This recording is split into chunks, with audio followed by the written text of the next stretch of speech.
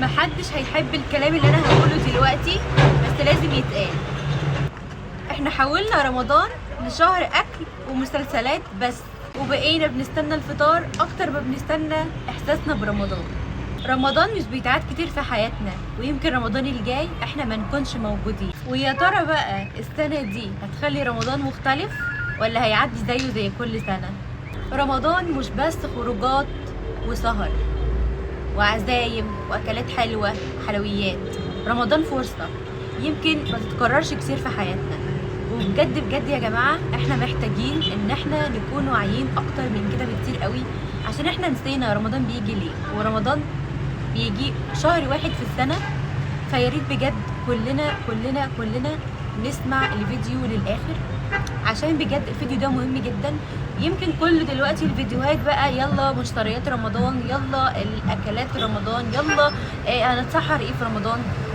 نسينا نقول للناس ان رمضان ده شهر عبادة بجد. نسينا نوعي الناس ان رمضان فرصة ان احنا نغير من نفسنا، بجد نغير من نفسنا للأحسن كتير، في صلاة، في عبادة، في كل شيء. حتى اللي نفسه في حاجة رمضان بيجي عشان يحقق لك كل اللي انت عاوزه.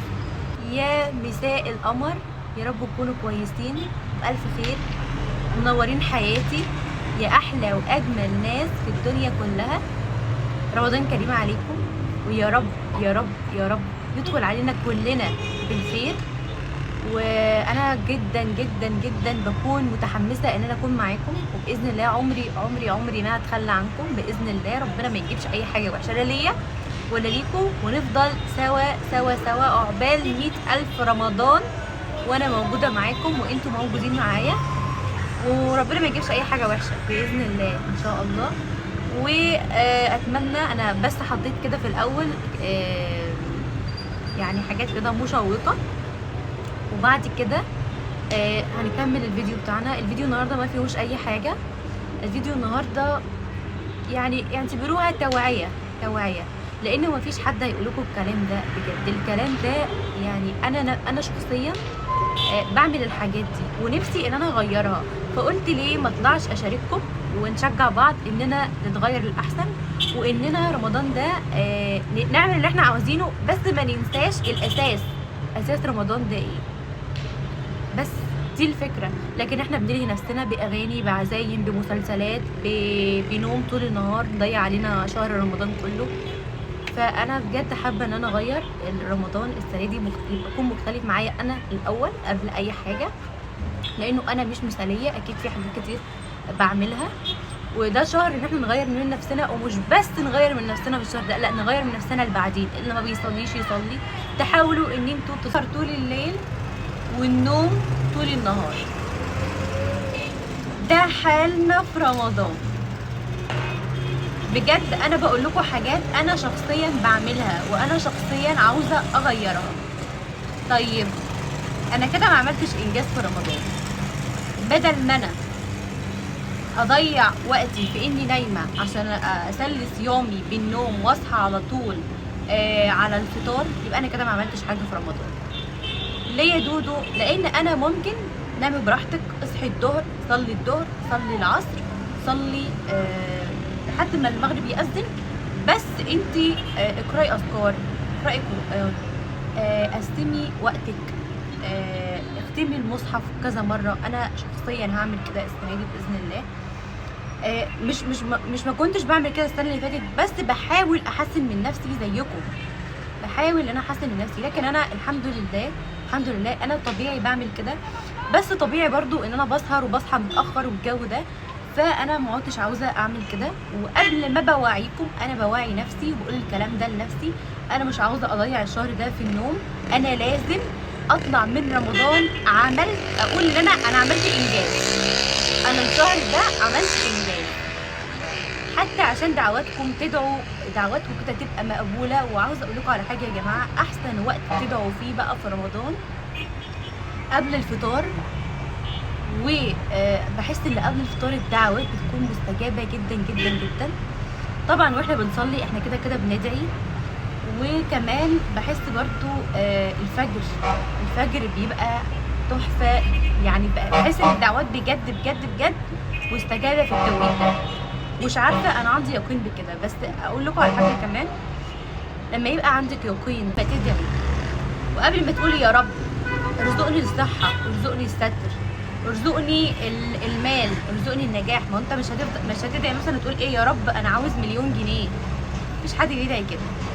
يا رب ارزقني الصحه، يا رب ارزقني الستر، يا رب ارزقني نجاح. ومع النجاح ده اكيد ربنا هيكرمك بفلوس، لان مفيش نجاح يعني انت اكيد بتتعب عشان توصل، عشان تحقق نجاح، عشان تحقق من خلال النجاح ده تكسب فلوس. لكن انت مش تبقى قاعد على الفطار وتقول يا رب انا عاوز 1,000,000 جنيه. هو اكيد ال1,000,000 جنيه ده مش هينزل لك من السما، اكيد انت لازم تتعب عشان توصل، عشان تحقق يكون معاك 1,000,000 و2 و3. ولازم قبل ما تدعوا يا جماعه بجد يكون عندك يقين ان ربنا هيستجاب لدعائك ده. حتى لو ربنا ما استجابش في رمضان، يعني اعرف ان ربنا هيكتب لك وقت مناسب هيستجاب ليك الدعوه دي.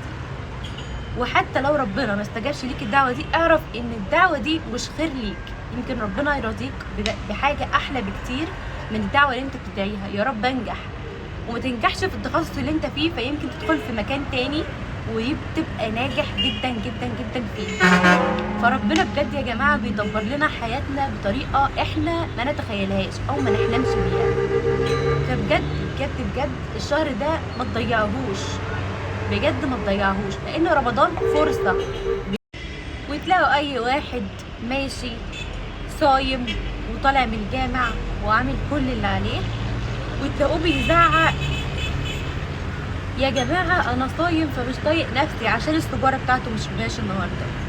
يا جماعه المفروض ان الصيام ده بيهدي الاعصاب بجد. المفروض ان الصيام ده بيعلمنا الصبر.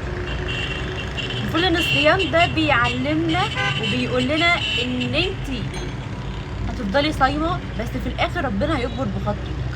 في الاخر الاذان هيأذن طول، لا يعني زي اللي بيديكي امل. يعني سبحانك يا رب، كل حاجه عندك ليها حكمه. انا مش عاوزه مثلا يبقى صايم الاذان هيأذن امتى، الفطار هفطر ايه، هاكل ايه، هعمل ايه. يا جماعه احنا ممكن نهتم بكل ده، بس انا مش عاوزه ننسى الغرض الاساسي من شهر رمضان هو ايه. ما بقاش حاجه لما تاكلي وتفرحي وتنبسطي بس.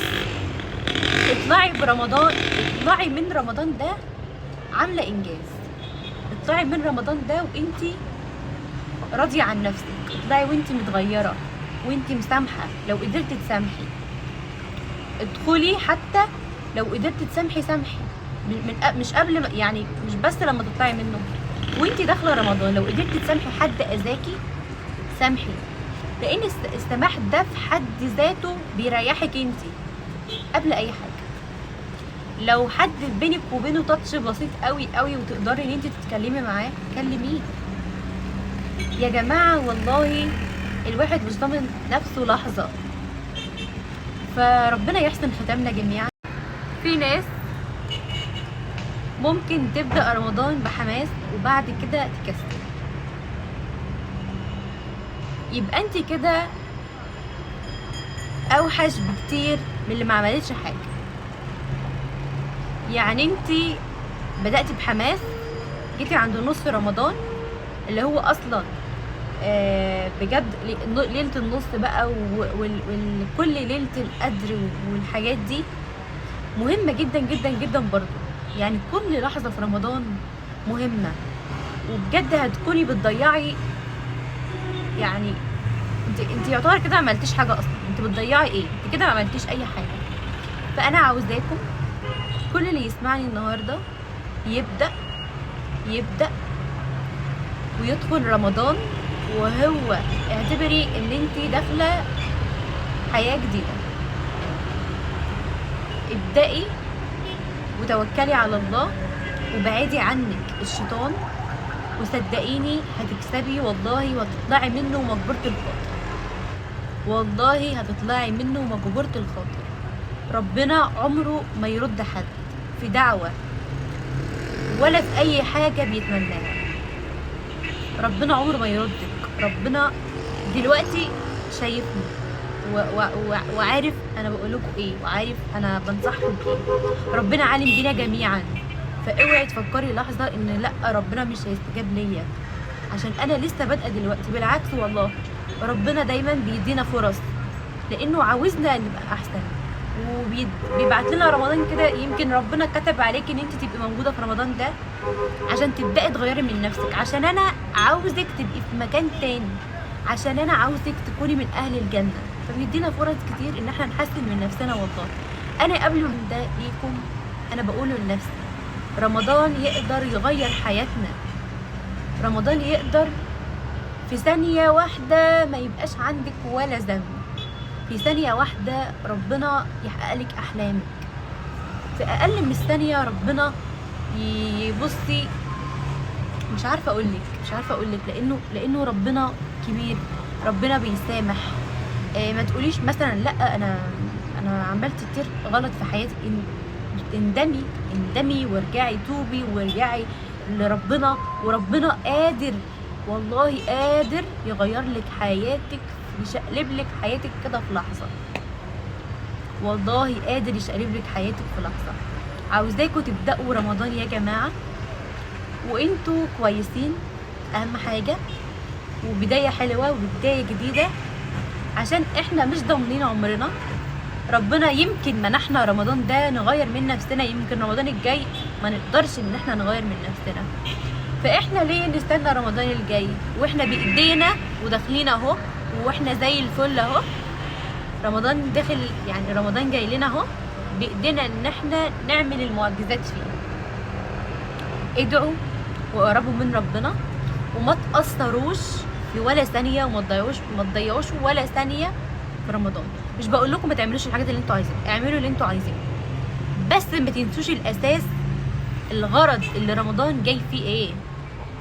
اتفرجي على مسلسلاتك يا ست الكل، واعملي اللي انت عاوزاه، اعملي اللي انت عاوزاه. في لحظات كده هو بيعدي بسرعه قوي قوي قوي، بس عندك برضو مساحات في اليوم بتاعتك تقدري تزوري، تقدري تعزمي، تقدري تتفرجي على مسلسلاتك، تقدري تخرجي مع اصحابك. انا مش عاوزه اطول عليكم اكتر من كده، وانا بقول لكم الكلام ده لان انا بحبكم، ولان انا عاوزاكم في احسن حال والله العظيم. ويا رب يا رب فعلا تكونوا في احسن حال، وربنا يسعدكم، وربنا يجعلنا جميعا من اهل الجنه. وانا زي ما بقول لكم انا بقول لنفسي وبفكر نفسي وبواعي نفسي بالكلام ده. مش عايزه اطول عليكم اكتر من كده، بس اتمنى تكونوا استفدتوا ولو 1% مني، من كلامي اللي زي القمر ده ما تنكروش. عاوزه بقى الفيديو الجاي اوريكم الحاجات اللي انا هشتريها للسحور باذن الله. مش معنى كده ان احنا ما نشتريش ونفرح ونعلق زينه ونتبسط.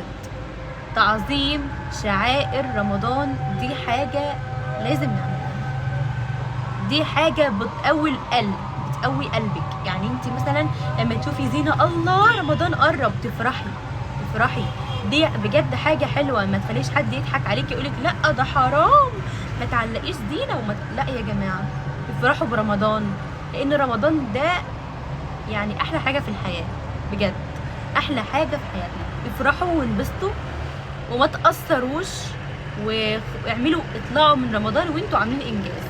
بس ان شاء الله اشوفكم في فيديو جديد وفيديو مختلف، وبحبكم. خدوا قلب.